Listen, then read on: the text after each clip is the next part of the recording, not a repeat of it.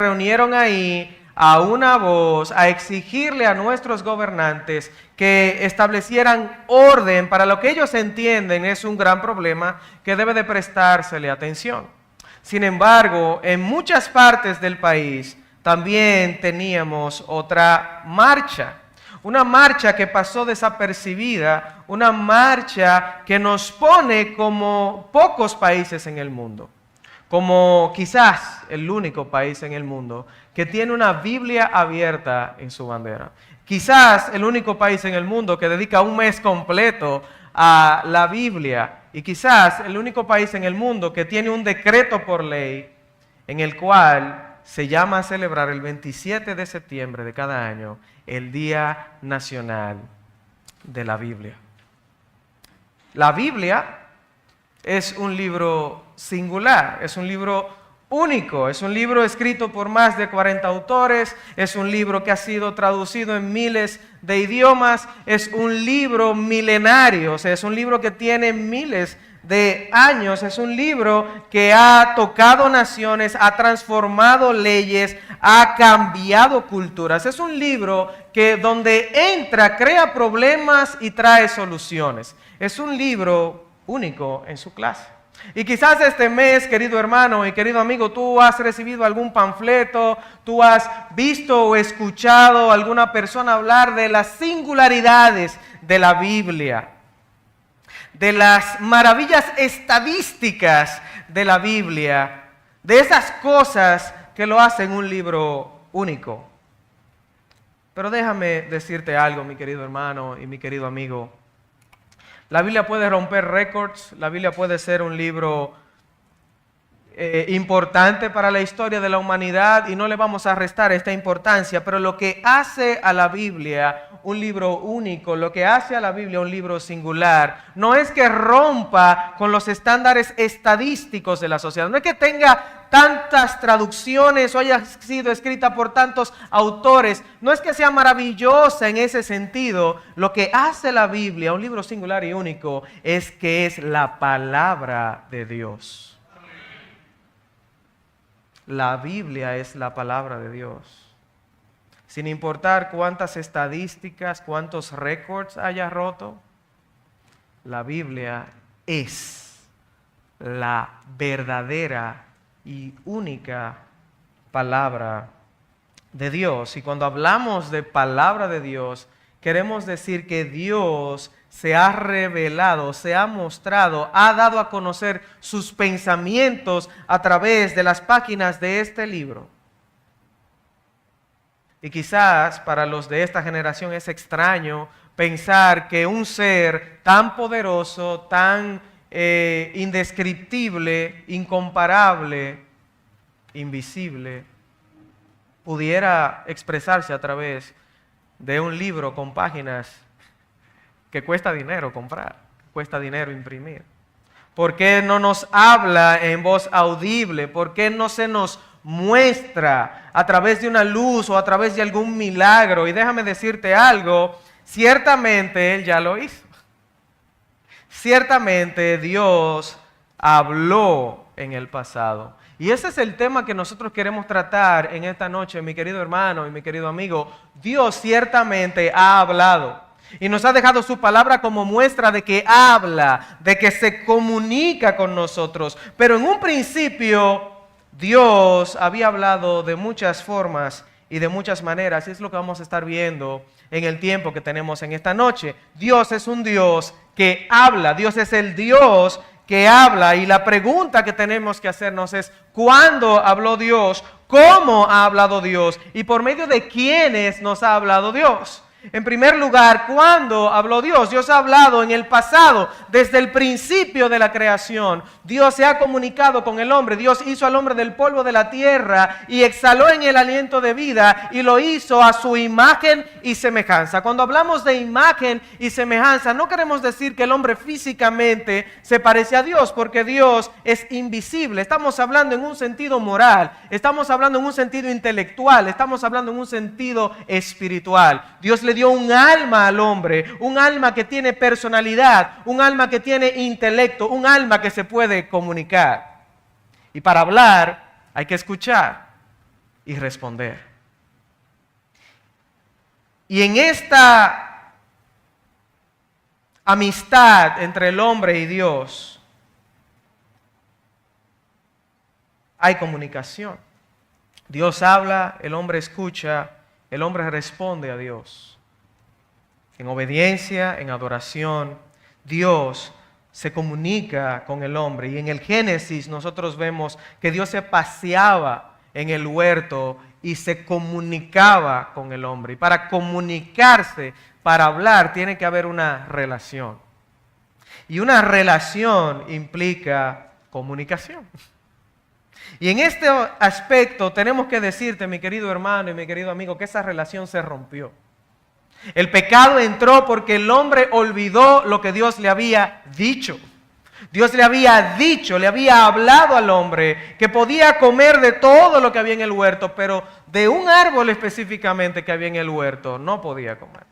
Pero el hombre desobedeció, el hombre hizo oídos sordos a la voz de Dios y pecó. Y el pecado entró en el mundo por medio de un hombre, y dice la palabra, y por el pecado entró la muerte. Así la muerte pasó a todos los hombres por cuanto todos pecaron. Y esta muerte no es solamente la muerte física, sino también la muerte espiritual, la separación del hombre de la fuente de la vida. El hombre fue separado de Dios, que es la fuente de la vida. Por lo tanto, el hombre empezó a morir tanto físicamente y murió totalmente espiritualmente. Espiritualmente. ¿Cuándo habló Dios? Dios habló muchas veces en el pasado, y cuando ahí nos dice muchas veces, nos habla que Dios empezó a hablar de manera progresiva, en tiempos fragmentados. Dios se le mostraba a un hombre y le hablaba. Dios se le mostró a Abraham y le habló. Dios se le mostró a Noé y le habló. Dios se le mostró a Jacob y le habló. Dios se le mostró a Moisés y le habló. Muchas veces, en medio de lapsos de tiempo separados, Dios le habló a estos hombres. Muchas veces. ¿Y de qué manera? ¿Cómo les habló Dios? Esa es la segunda pregunta. Ya sabemos cuándo les habló. Ahora, ¿cómo? Les habló a través de visiones. Les habló a través de sueños. Él mismo se manifestó a través de su voz a estos hombres y les habló. Como vimos, les habló en el pasado. Ahora la pregunta que nos queda por responder: ¿a quiénes les habló Dios? Dios les habló en otro tiempo, en el pasado, de muchas maneras, a los padres por medio de los profetas. Los padres son los antepasados. Les habló a los hombres del pasado a través de hombres llamados profetas. ¿Y qué es un profeta? Un profeta es un portavoz, es una persona que habla de parte de otra persona. El profeta es esta persona que recibía la palabra de Dios por medio de un sueño, por medio de una visión, por medio de una revelación especial, y la comunicaba al pueblo. El profeta siempre decía: así dice el Señor. Moisés fue un profeta y otros padres de Israel fueron profetas porque comunicaron la palabra de Dios. Había específicamente en el Antiguo Testamento un oficio de profeta, personas que eran entrenadas para discernir, para escuchar la voz de Dios y comunicar el camino correcto al pueblo de Israel. En el tiempo pasado, Dios le habló a estos hombres a través de estos profetas. Ahora, ese es el primer versículo de lo que acabamos de leer. Dios habló en el pasado de diversas maneras a través de cierto tipo de hombres. Pero el autor a los hebreos nos introduce a una nueva realidad. Y es que Dios en los últimos días, versículo 2, nos ha hablado por el Hijo. Y aquí hay un lenguaje radical para expresarnos, no que Dios nos habló a través de alguien, sino que Dios nos habló en alguien. El lenguaje de Dios pasó a ser por medio de una persona y se convirtió en una persona. La palabra más exacta que hay ahí es que Dios nos ha hablado en Hijo.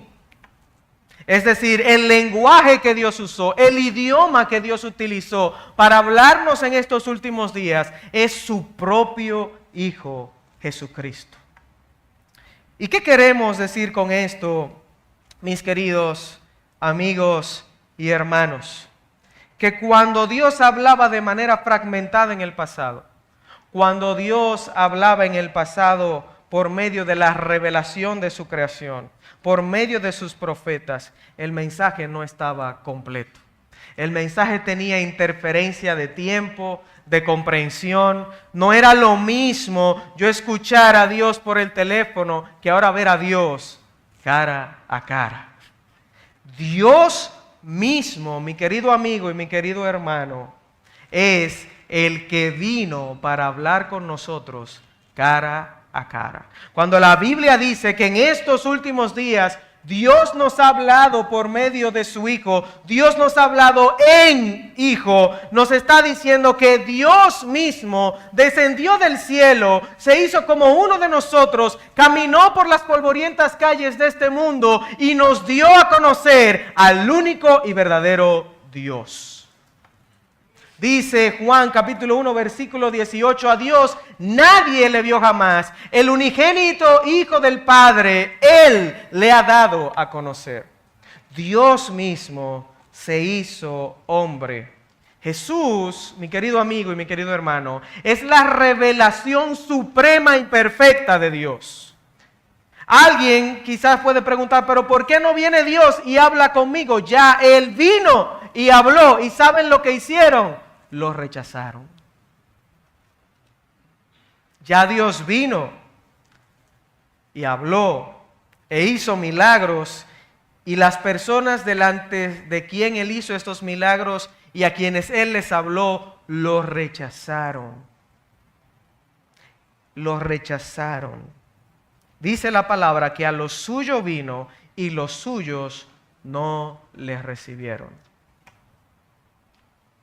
Es decir, que cualquier exigencia que tú puedas tener hacia Dios en esta noche, de por qué Él no se te muestra, de por qué Él no se te revela de la manera que tú quieres que Él se te revele, cualquier excusa que tú tengas para no escuchar la palabra de Dios, ya ha sido demostrado por la misma palabra de Dios que es inválida. Es inválida porque todo lo que tú pudieras demandar de Dios para poder conocerle, ya Él lo hizo. Y aún así, la dureza del corazón de los hombres ha mostrado que somos capaces de rechazar a Dios, aunque Él se nos plante de frente y nos diga, yo soy el que habla contigo. Es más, cuando Jesús dijo eso delante de los judíos, lo quisieron apedrear, lo quisieron matar. Surge entonces una cuarta pregunta. ¿Quién es este Hijo en quien Dios nos habla? ¿Quién es este Hijo en quien Dios nos habla? El versículo número 2 del capítulo 1 nos dice que Dios constituyó a su Hijo heredero de todo. Y cuando hablamos de heredero, queremos decir que Jesús tiene el derecho de propiedad de todo lo creado. Jesús tiene el derecho de propiedad de todo lo creado. Todas las cosas son de Cristo. Pero ¿qué más nos dice el versículo 2?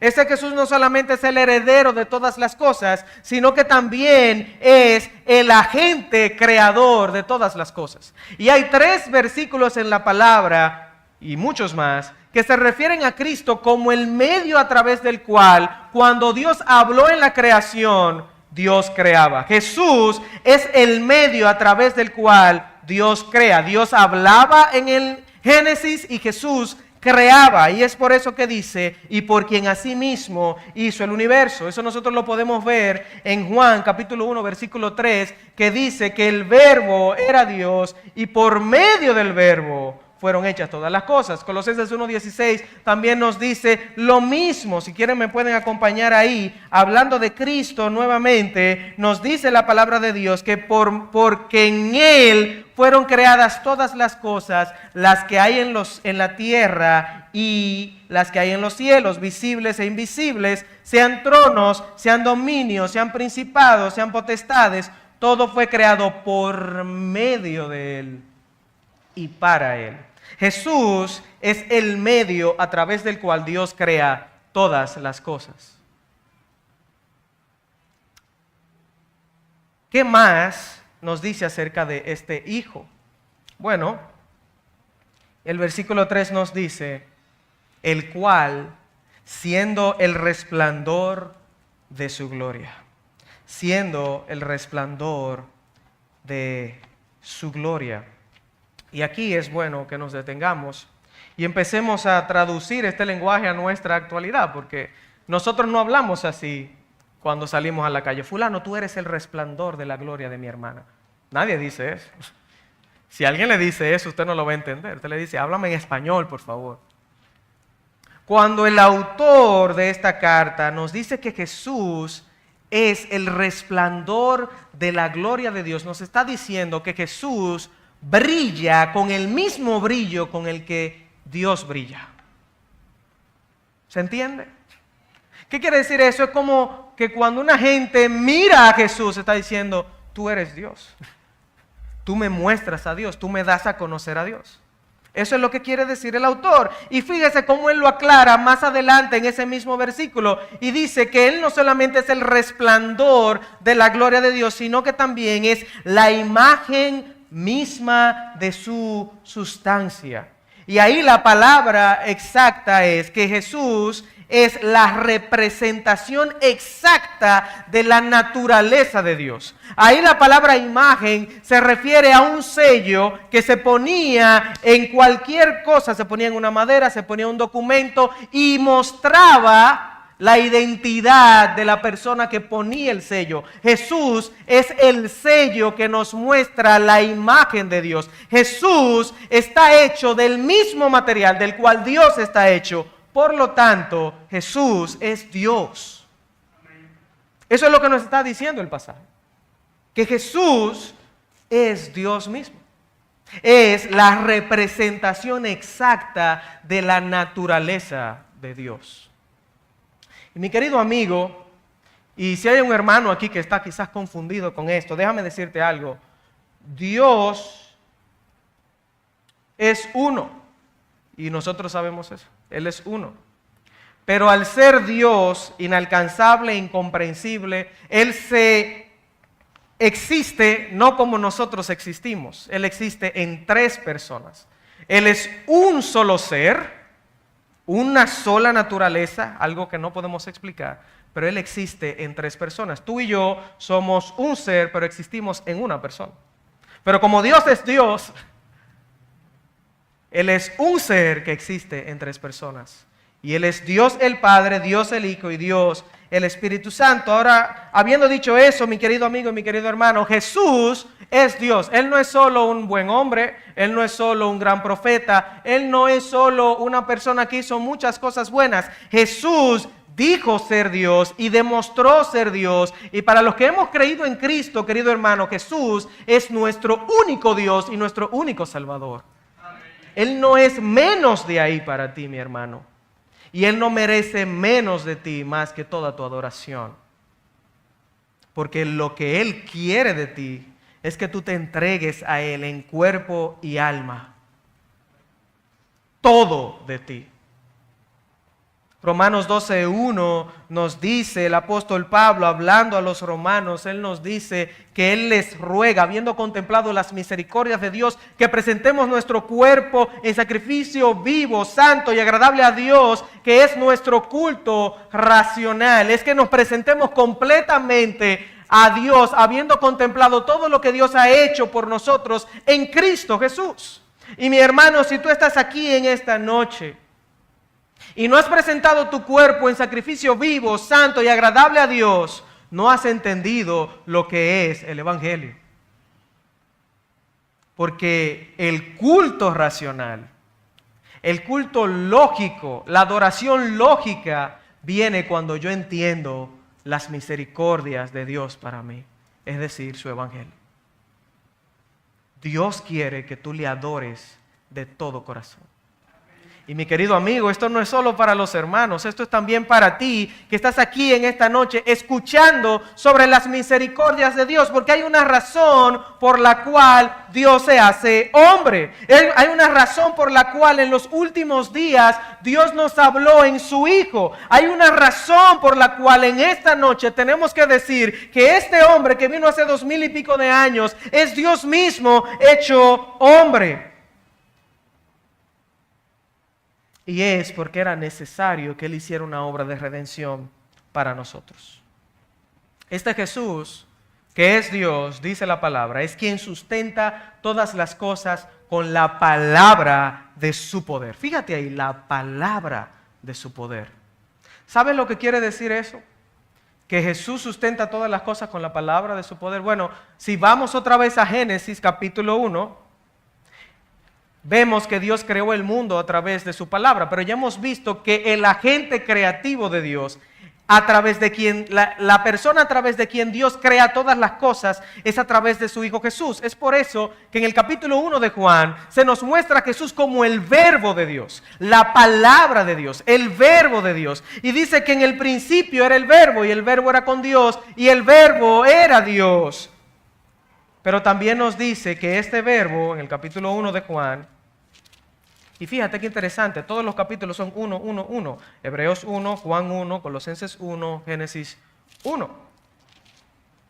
Dice que todas las cosas por Él fueron hechas, versículo 3, y sin Él nada de lo que ha sido hecho fue hecho, y en Él estaba la vida, y la vida era la luz de los hombres. Jesús, como agente creativo de Dios, siendo la palabra encarnada de Dios, Jesús entonces puede, por medio de esa palabra, sustentar toda la creación. Yo te lo voy a explicar de manera sencilla. Si Jesús no hubiese hablado y esa palabra no hubiese permanecido sosteniendo su creación, todas las moléculas de las sillas que están aquí se desvanecerían y todos estaríamos en el suelo.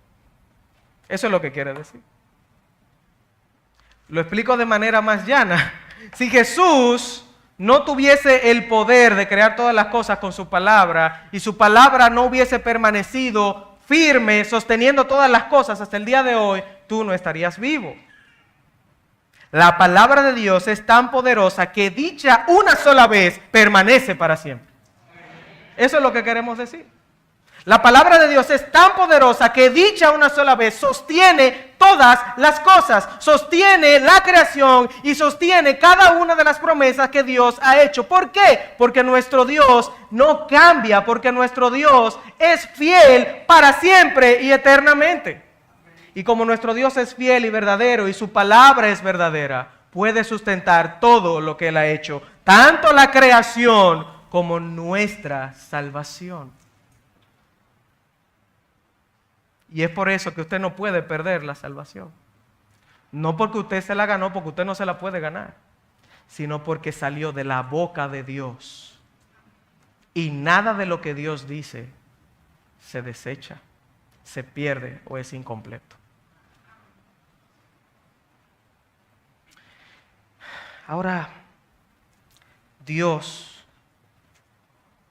el eterno soberano Dios, el creador de todas las cosas, el inimaginable Dios, el incomprensible Dios, el inexplicable Dios, se hizo hombre.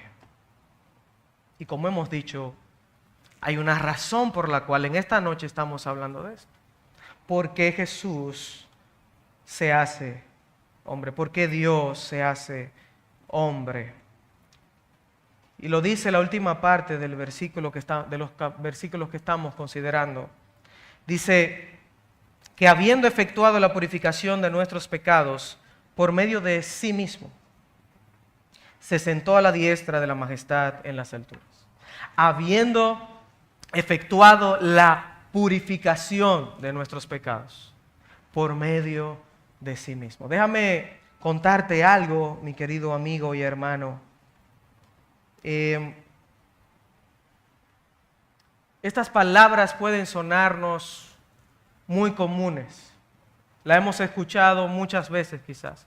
Purifica tus pecados, limpia tus pecados, confiesa tus pecados, serás perdonado. pero imagínate haber crecido en un mundo donde estas palabras nunca hubiesen sido pronunciadas. Incluso que el pensar en que se pudiera purificar los pecados sea un cuento, algo inalcanzable, algo imposible. Para las personas que escucharon esto por primera vez y en ese tiempo, era algo inimaginable e imposible. Pensar que los pecados eran purificados, que eran limpiados, ¿será eso posible? Mi hermano, tú que estás aquí en esta noche y que estás acostumbrado a escuchar acerca de Jesús y acerca del perdón de los pecados, déjame decirte que a veces escuchamos tanto una verdad que esta verdad se vuelve común, se vuelve insípida, se vuelve algo corriente, se vuelve algo sin valor, porque lo hemos escuchado tantas veces que pensamos que eso no es algo tan importante. Y lo mismo los amigos que reciben un tratado, que han sido evangelizados muchas veces, quizás no entienden el valor de estas cortas palabras. Cuando una persona pecaba en el pueblo de Israel, tenía varias opciones, dependiendo del pecado. Si asesinaba, debía morir. Si robaba, debía morir. O restituir lo robado. Pero no solo restituir lo robado, también tenía que pasar por un proceso de rituales en los cuales tenía que confesar el pecado y pagar un precio por el pecado, el cual tenía que ver con el sacrificio de un animal. ¿Por qué? Porque dice la palabra que sin derramamiento de sangre no se hace remisión de pecado. O sea, el pecado no se puede quitar si no se derrama sangre. ¿Por qué la palabra sangre? Bueno, la palabra nos dice en Romanos capítulo 5, versículo 12, que el pecado entró en el mundo por un hombre y por el pecado la muerte. Es decir, la paga del pecado es muerte. Muerte. Dios le dijo eso a Adán: el día que de él comieres, de cierto morirás. La paga del pecado es muerte. Y la única manera de mostrar que algo está muerto es si se le quita la vida. Y la misma palabra nos muestra que en la sangre está la vida. Entonces, con esto podemos decir rápidamente que para que una persona pudiera ser restituida, para que pudiera recibir perdón, alguien tenía que morir. Pero imagínate, si tú cometías un delito, no podías matar a tu vecino. O eras tú o algo más. Entonces Dios ideó este plan de, que muera un animal mientras tanto.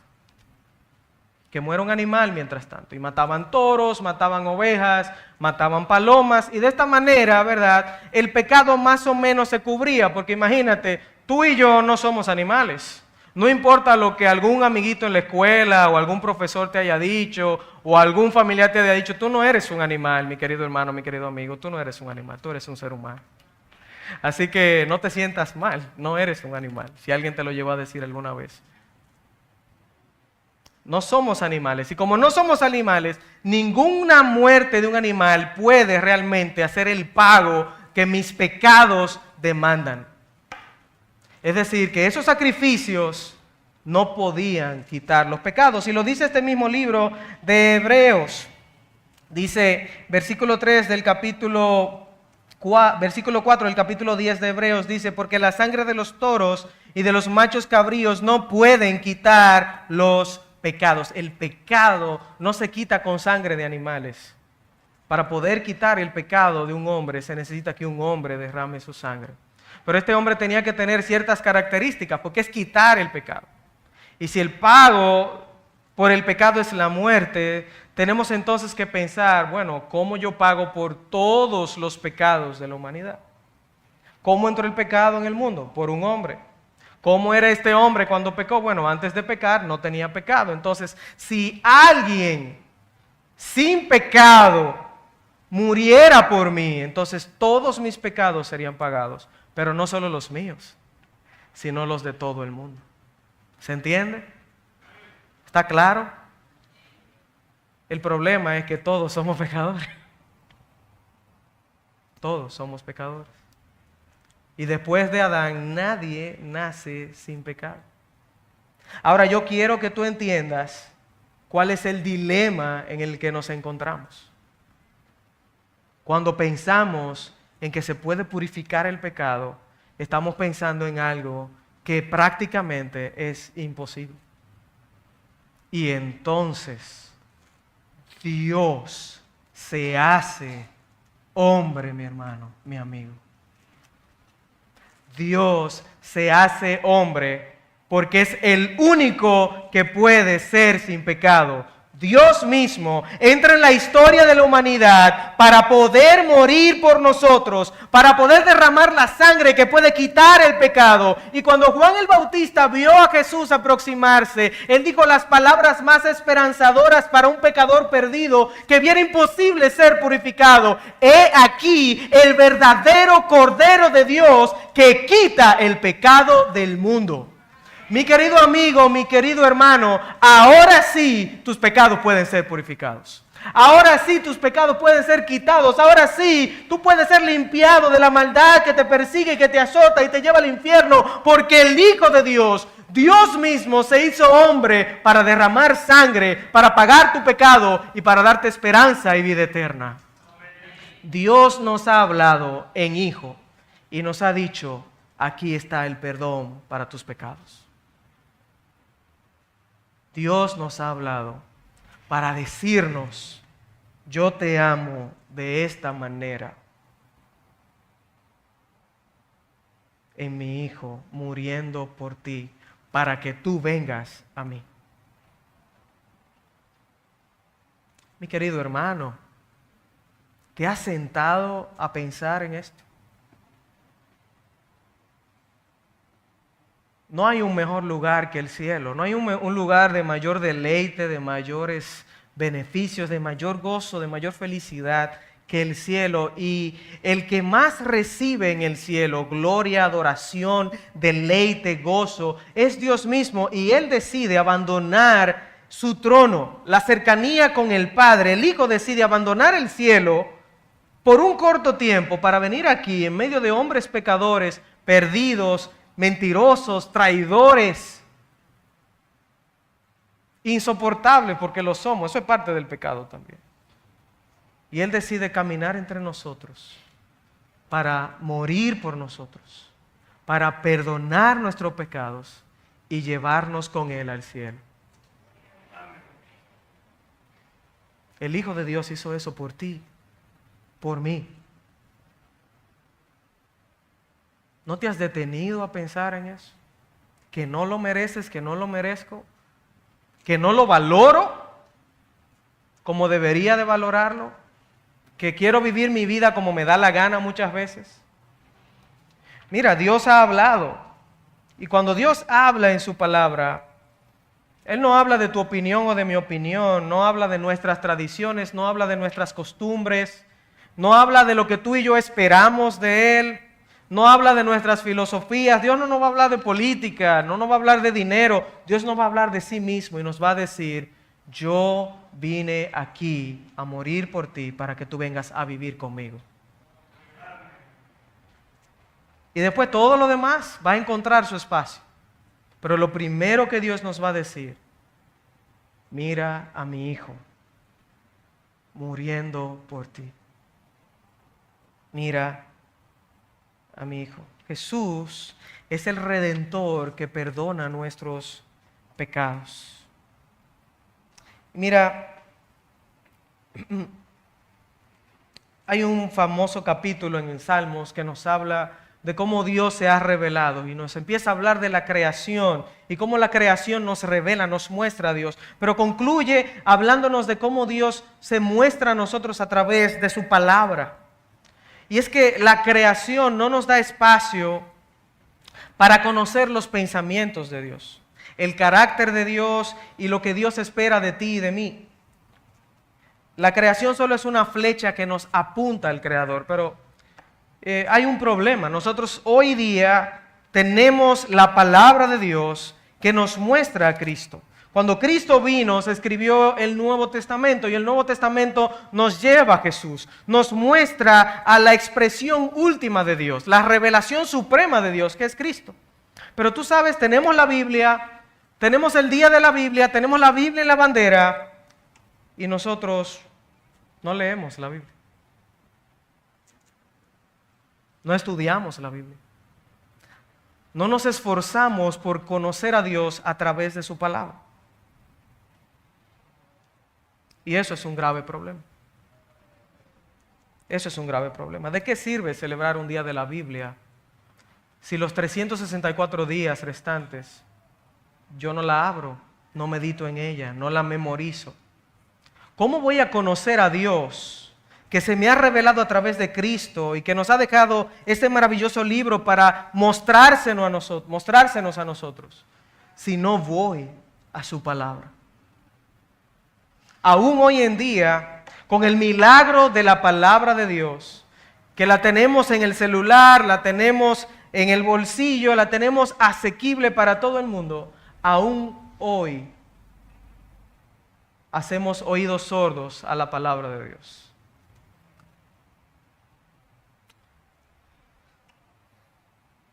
Te lo voy a decir de la siguiente manera. ¿Alguna vez has usado WhatsApp? Asumo que sí. ¿Quién ha usado WhatsApp aquí? Yo he usado WhatsApp. ¿Usted ha usado WhatsApp? Sí. Yo creo que sí. Lo acabo de usar ahora. Todos hemos usado WhatsApp y hay una parte en WhatsApp donde tú mandas una nota de voz y esa nota de voz, la única manera de tú saber si alguien le escuchó es si tú lo tienes activado, si se ponen las dos palomitas azules, ¿verdad? O si la persona te responde. Nosotros muchas veces dejamos en visto las notas de voz de Dios. Dejamos a Dios en visto. No escuchamos sus notas de voz y no se cumple el propósito de esta mensajería. Cuando uno manda un mensaje, el propósito es que el que recibe el mensaje me responda. Y muchas veces Dios me está hablando y me está diciendo, ven a Cristo, recibe perdón y salvación, y yo hago oídos sordos a la palabra de Dios. Muchas veces Dios te dice, hermano, deja ese pecado y vive para mi gloria, y muchas veces hacemos oídos sordos a la palabra de Dios. Muchas veces Dios te dice, mi querido hermano, ve allá y predique el evangelio, vive en santidad, vive mi palabra, glorifícame con tu vida, en tu trabajo, en la escuela, en tus relaciones. Y nosotros hacemos oídos sordos a la palabra de Dios. Muchas veces Dios nos va a hablar a través de una predicación como esta en esta noche y nos va a decir que estamos mal y tenemos que andar en el camino correcto y vamos a salir por esa puerta haciendo oídos sordos a las notas de voz de Dios. Porque pensamos que esto se trata de cumplir con Dios, de venir a la iglesia, de cantar unos coritos, de escuchar el mensaje, aguantar el mensaje por 40 minutos y ya yo cumplí con Dios. Me fui y hice mi vida. Y ya. Y volvemos la semana que viene a repetir la rutina. Dios quiere vidas santas. Dios te salvó para que tú vivas una vida santa. Dios quiere que como iglesia, mi querido hermano, anhelemos ver hombres y mujeres santos en la iglesia y en la sociedad. Dios quiere que nosotros no repudiemos la santidad, sino que amemos la santidad, porque hemos contemplado su santidad en la palabra y nos deleitamos en la hermosura de la santidad, como dice el salmista. Y como nos deleitamos en la santidad que se muestra en una persona que obedece la palabra de Dios, que vive la palabra de Dios, que glorifica a Dios con su vida, entonces queremos ser santos y queremos ver santidad en la vida de los demás. Y la única manera en que podemos ver santidad en la vida de los demás es si ellos conocen a Cristo, y si Cristo los santifica, y si Cristo los perdona, y si Cristo los salva, porque Él nos ha salvado a nosotros y nos ha santificado para vivir para su gloria. Pero nos hemos convertido en autómatas de cultos y no en adoradores verdaderos, que adoran a Dios en espíritu y en verdad.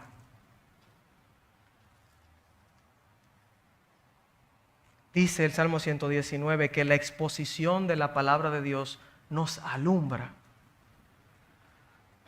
Pero hoy en día nos alumbran más los celulares, la televisión, los hobbies, las salidas, que la palabra de Dios. Y si esas cosas nos alumbran y no la palabra de Dios, vamos a vivir en tinieblas. Dios nos ha hablado por su Hijo para que vivamos como su Hijo. Mi hermano, lee tu Biblia. Léela. Medita en ella. Nosotros podemos pasar días enteros hablando de las maravillas estadísticas de la palabra de Dios, de esas cosas que ya mencionamos, esas cosas que la hacen un libro único, esas cosas que la hacen singular. Pero mi querido hermano, mi querido amigo, la maravilla de la palabra de Dios no está, como dijimos, en esas cosas estadísticas, sino en su poder para transformar nuestros corazones. La maravilla de la palabra de Dios está en su poder para cambiar nuestras vidas. La maravilla de la palabra de Dios es que nos da a conocer a Dios. Y de eso es que se ha tratado siempre cuando Dios habla. Dios se da a conocer a través de su palabra. A través de su palabra. ¿Tú quieres conocer a Dios? Escucha la palabra de Dios. Lee la palabra de Dios. Y no seamos, como dice el versículo 15 del capítulo 3 de Hebreos, entre tanto que se dice, si oyen hoy su voz, no endurezcan sus corazones como en la provocación. Mi hermano, si has escuchado la voz de Dios, no endurezcas tu corazón. Mi amigo, si has escuchado la voz de Dios, no endurezcas tu corazón. Escucha la voz de Dios, obedece la voz de Dios. Y el llamado a obedecer en esta noche no es que trates de ser una mejor persona haciendo buenas obras, yendo a la iglesia, dando donaciones. Nada de eso es malo, pero nada de eso limpia el pecado. Solamente poner tu fe en Cristo puede limpiar tus pecados y darte vida eterna, porque Él es el único que podía morir por nosotros y darnos ese perdón. Por eso es que Dios nos ha hablado por su Hijo. Mi querido amigo, tú que estás aquí en esta noche, déjame decirte que si sales por esa puerta sin Cristo en tu corazón, si sales por esa puerta sin depositar tu fe en Cristo, no vas a salir siendo mejor persona que cuando entraste. No vas a salir salvo de aquí, porque solamente con Cristo en el corazón se tiene salvación. Solamente depositando tu fe en Cristo recibes salvación. Ese es el mensaje que hemos tratado de predicar en esta noche. Que si creyeres en tu corazón que Jesús es el Señor y lo confiesas con tu boca, serás salvo. Pero si no lo haces, te vas a perder. Te irás al infierno. Y eso es lo que dice la palabra. Mi querido hermano, estamos en tiempos difíciles. Va a llegar un momento en que quizás no nos podamos reunir aquí. O peor aún, quizás seguiremos reuniéndonos aquí, pero nuestra adoración quizás se convierta en algo muerto, vacío, sin fruto. ¿Serás tú de esos hombres o de esas mujeres que van a decidir vivir vidas santas delante de Dios para su gloria? Si tú decides ser ese hombre, esa mujer de Dios, tienes que leer la palabra de Dios. Y no solo leer la palabra de Dios, tienes que dejarte gobernar por la palabra de Dios. Que ella sea tu supremo deleite y que ella transforme tu mente y tu andar.